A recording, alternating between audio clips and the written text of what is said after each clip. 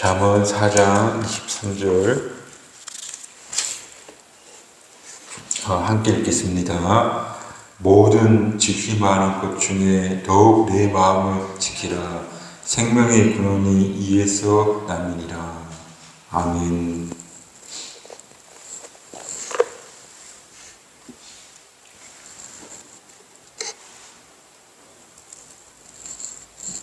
마음을 지키라라는 제목으로 오늘 말씀 전하려고 합니다.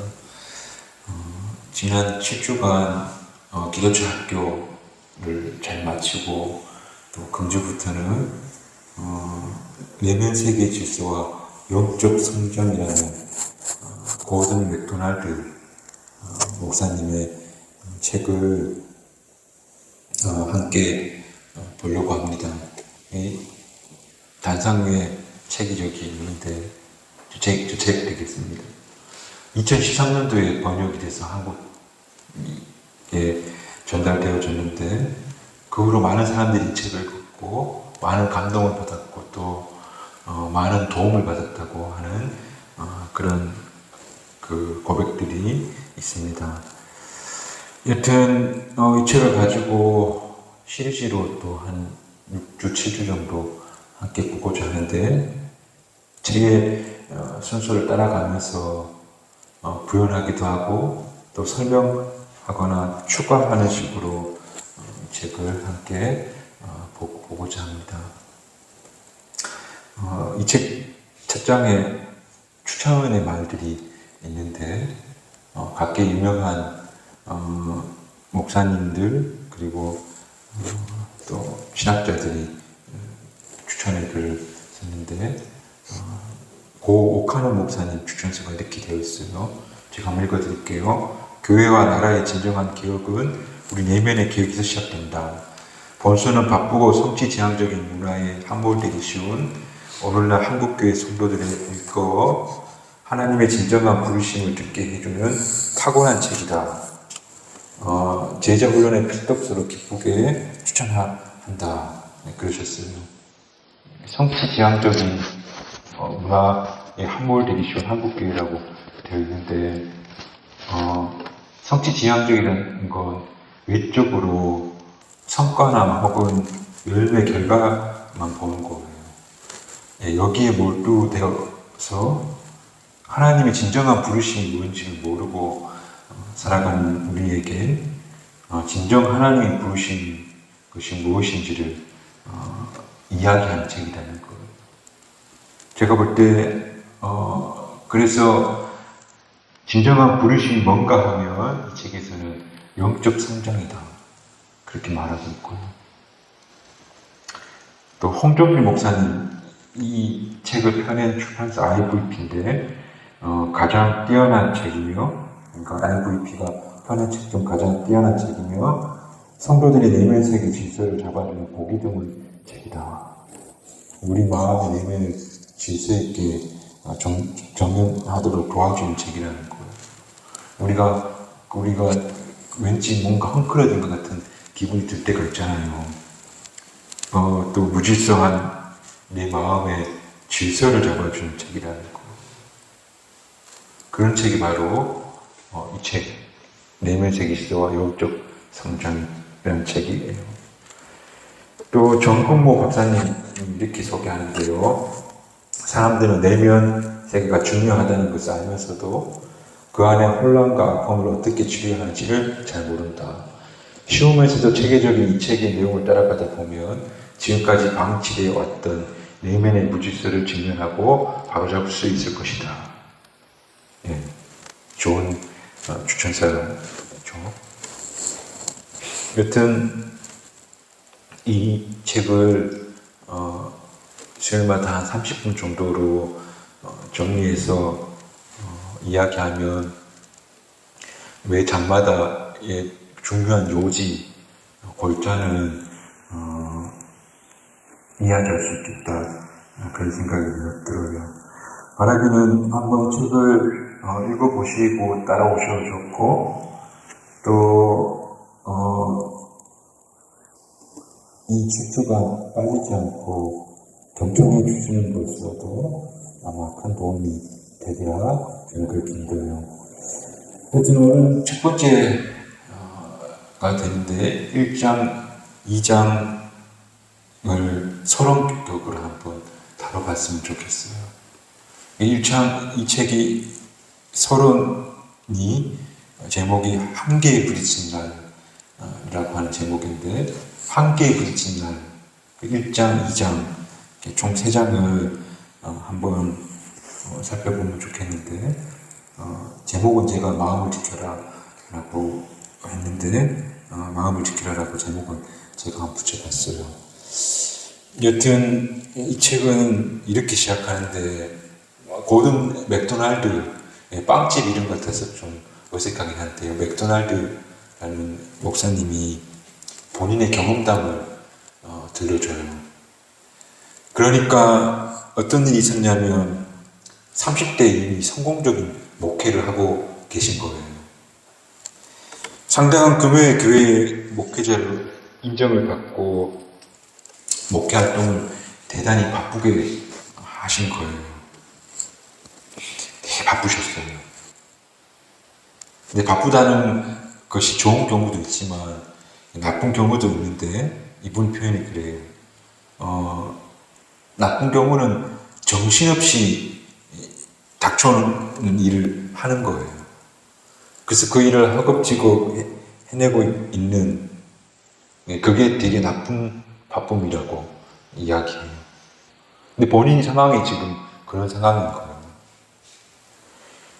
허겁지겁 일이 막 밀려오는데 거절하지도 못하고, 그래서 억지로 다 감당하고 있는데, 그런데 그게 마치 내 속에서 끝없는 에너지가 솟아올라와서 그 일들을 지금 다 하고 있다고 하는 착각을 가지고 이렇게 보내는 시절이었던 거예요. 그게 30대 목회할 때가요. 그런데 몸도 마음도 지치고 고단하고 바쁘고 여유가 없는 그런 때를 보내고 있었던 거예요. 그런 어느 날이었는데 토요일이었던 거예요. 그날도 목사님 약속이 있고 다음날 주일이니까 주일 설교 준비도 못했는데 마음이 막 바쁜 거예요. 그래서 아침에 챙겨 입고 나가는데 아침 식사는 그냥 패스하면서 아내 보고 하는 말이, 오늘 너무 바빠서 아침 식사를 같이 못하겠어. 그러고 나가려고 하는데, 그때 아내가 뭐라고 말하냐면, 당신 최근에 아이들과 함께 보낸 시간이 많지 않아요. 당신 나하고 보낸 시간도 많지 않아요. 그러면서 이렇게 말하는데요. 우리가 꿈꾸던 삶이 이런 것이었나요?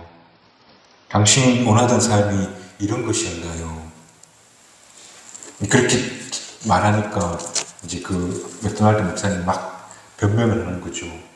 오늘 무슨 약속 있고 뭐 이래서 바쁘고 막 말하다가 갑자기 자기도 모르게 순간 울음이 터져 나왔다고 그렇게 경험을 이야기해 주고 있어요. 소파에 주저앉아서 그때부터 4시간 동안 계속 울기 시작했대요. 처음엔 본인도 놀랬대요. 나한테 무슨 문제가 있는 것이 아닐까? 도대체 왜 이럴까? 싶은데 계속 울음은 그치지 않고 터져 나오더라는 거예요. 아내가 옆에서 다독거려주고 위로하였지만 그럼에도 불구하고 정신없이 4시간 동안 오열을 했다고 해요. 그렇게 울면서 마음속으로 질문을 던지는데, 주님, 이게 어떻게 된 일입니까? 왜 제가 이렇게 주저앉아 통곡을 하고 있습니까? 그때 들려오는 대답이 있었는데, 대답이 뭐냐면, 네 내면 세계가 텅 비어 있다. 내 속이 텅 비어 있다. 그런 음성을 듣게 되었다고 해요. 이 고든 맥도날드라는 목사님은 목회자로서 대단히 자질이 좋은 분이었는 것 같아요. 또 만화적인 천부적인 재능이 있는 그런 분들이 있어요. 목소리도 좋고 또 언변도 좋고, 또 사람과 사람 사이 친화력도 목회자한테는 되게 중요한데 그런 것도 좋고, 그리고 일을 추진하는 또 만들어가는 기획력도 있었던 것 같아요. 그래서 성공적인 목회자로서의 길을 막 달려가고 있는데, 근데 그날 발견한 거예요. 남들이 보기에는 성공적인 목회자의 삶을 살아가고 있지만, 그런데 자신의 내면은 초라하게 이를 데 없다는 것을 봤다는 거예요. 남 보기에는 하나님 말씀을 전하는 신령한 사람 같은데 그 영혼은 비어 있었더라는 거예요. 지혜의 샘은 말랐고 영적인 능력이 고갈되었으며 그리스도인다운 깊이가 흘러나와야 할 그 내면이 빈곤에 처해 있는, 그런데 역설적이게도 목회는 성공적이었다. 겉으로 보기에는 성공한 목회자인데 속은 내면은 텅 비어있는 너무나도 가난한 자기 자신을 발견하게 되었다는 거예요. 그게 서론부의 이야기예요. 그러면서 이분이 깨달은 것이, 내가 왜 이렇게 공허할까? 그리고 나는 한 번도 내 내면 세계를 가꾼 적이 없고, 내 내면 세계가 개발되어야 되고 성장시켜야 된다는 걸 모르고 살았다는 거. 다만 타고난 재능, 그 재능을 소진시키며 살아왔다는 거. 그래서 그걸 깨닫게 됐고, 이분이 이때부터 결심하게 되는데, 내가 이제 내 내면을 훈련해야겠다. 내 자신을 의도적으로 훈련하는, 내면을 훈련하는 삶을 살아야겠다. 그렇게 마음 먹은 거예요. 그게 첫걸음이었던 거예요. 오늘 우리도 우리 내면 세계가 텅 비어 있는 건 아닌지 생각해보고, 더 나아가 아름답게 내면을 훈련하는 그 일을 시작해 볼 수 있기를 바랍니다. 그 훈련의 방법이 이제 앞으로 쭉 나오겠죠. 그중 하나 일기를 쓰는 거예요. 영적인 그 대가들을 되게 보면 어거스틴도 고백록 다 일기잖아요. 그런 내면 세계를 가꾸는 일구는 방법들이 이 책이 우리에게 소개해주고 있다는 거. 기대하는 마음으로 함께 따라가 보았으면 좋겠습니다. 여튼 이 고든 맥도날드 목사님이 한행없이 울던 경험을 통해서 나만 그런 게 아니다는 거. 우리 그리스도인 대부분이 내면이 텅 비어 있는 상태로 살고 있지 않은가. 늘 공허한 상태라고 우리 그리스도인들이 그렇다고 문제 제기를 하고 있다는 거. 그러면서 이제 싱크홀이라고 하는 걸 예화로 드는데, 싱크홀이 뭔지 아죠? 땅이 갑자기 확 꺼지는 거예요. 그 이유가 땅 밑에 지하수가 흐르고 있는데, 지하수를 인위적으로 사람이 다 뺏쓰거나 아니면 다른 곳으로 흘러가 버렸거나 하면, 이제 그 지하에 물이 가득한 게 비어버리니까 땅에 이렇게 가라앉아 버린다는 거. 많은 사람들의 영혼이 바로 이런 상태에 있다라고 목사님이 이야기하면서 진단이라고 해야 될까요? 그러니까 텅 비어있는 상태가 되면 어떤 경우가 일어나게 되냐면, 먼저는 그 내면이 텅 비어지게 되면 고단하다고 그렇게 말한대요. 늘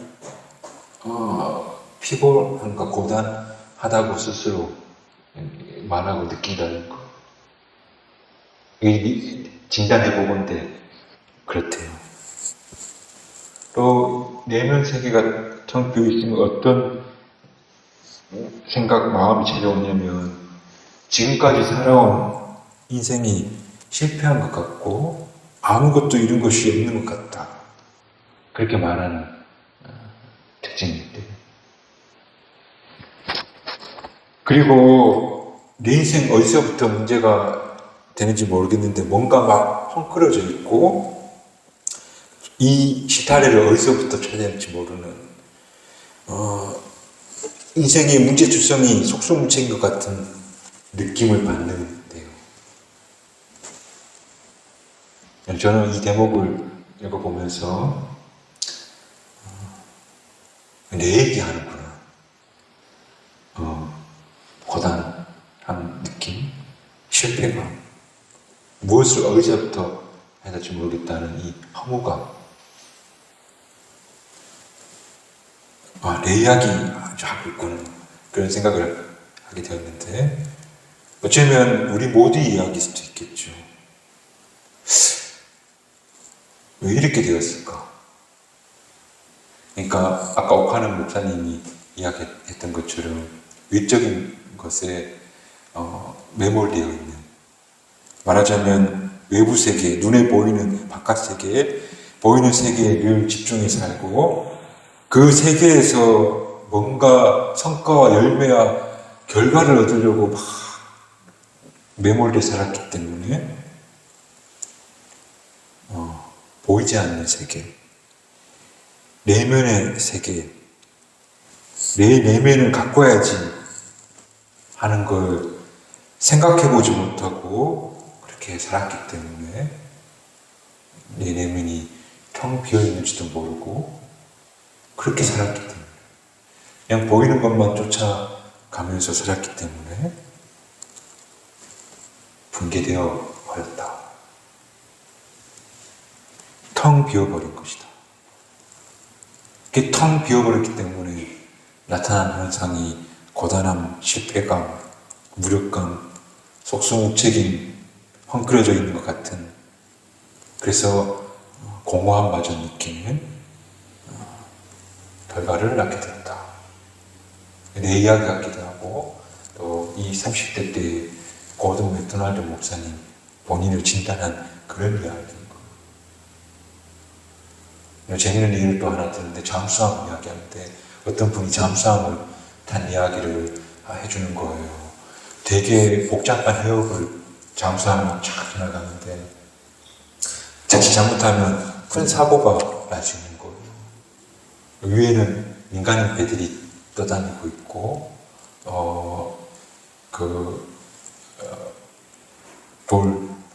나무숲, 바닷속에 있는 암초 이런 것들이 있으니까. 그런데 함장이 어디로 오는가 하면 잠수함 가장 내부에 있는 조종실로 함장이 오는 거예요. 위협은 외부에 있는데, 그런데 잠수함의 가장 깊은 내부에 들어와 잘하고 있나 확인하고 갔다는 거예요.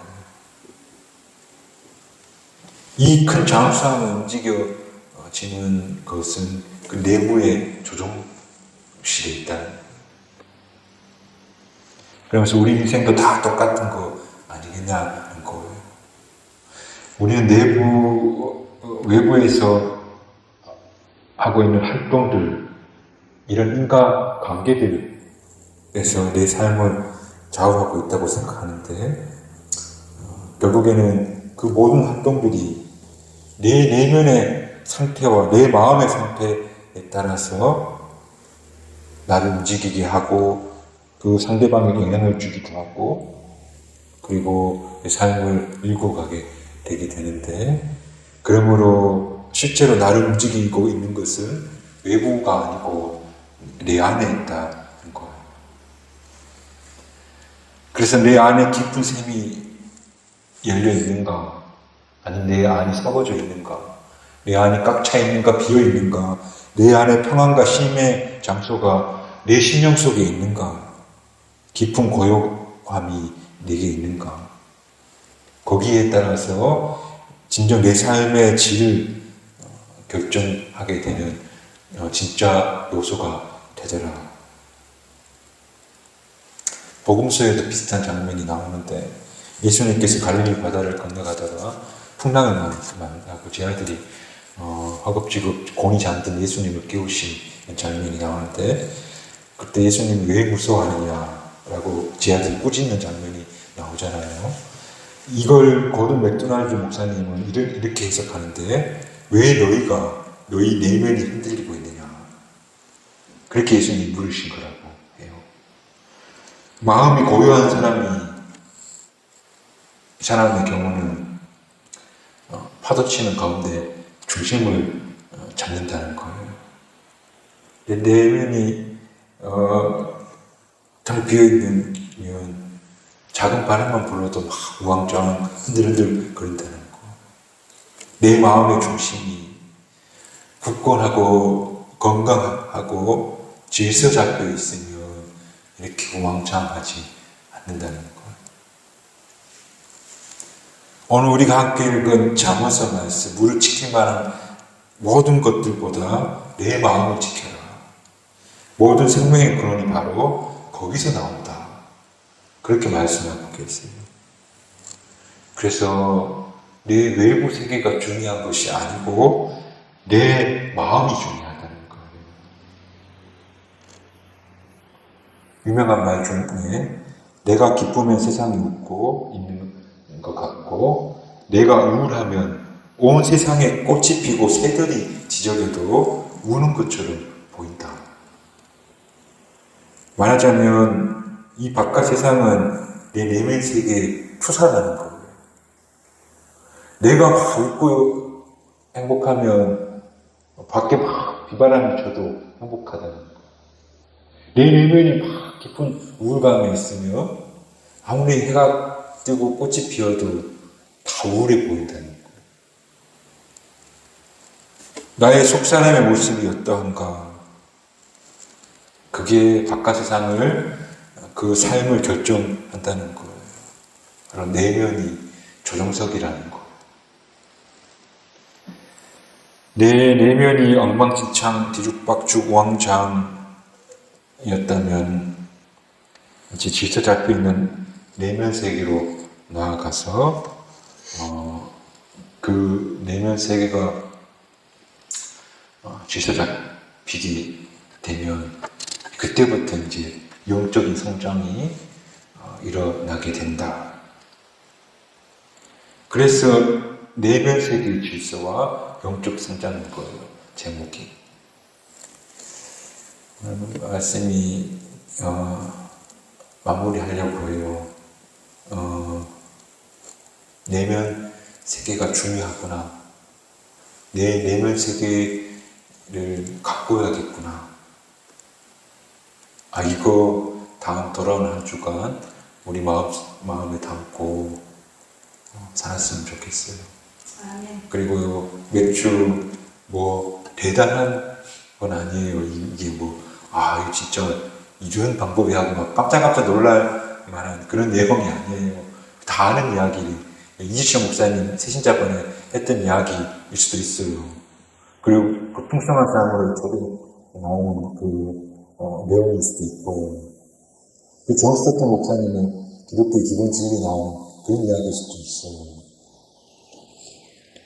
다만 다 아는 이야기인데 우리가 잊고 하지 않은 문제인 건데 우리 한 60주 정도 내면 세계의 질서 비어있는지 좀 차있는지도 확인하고 또 여러 가지 훈련을 통해서 내면 세계를 채워놓은 거예요. 다른 말로 하자면 그렇게 내 마음 흔들리지 말고 지키자는 거. 거기서 힘이 솟구친다 하는 사실을 기억하시고 또 돌아온 한 주 살아가시는 저와 여러분 되시기를 주님의 이름으로 축복합니다. 그리고 하나님은 이 내면 세계가 건강하고 우리가 영적 성장을 기뻐하시는 분이시다는 사실 또한 기억하면서 사시기를 주님의 이름으로 축복합니다. 기도하겠습니다.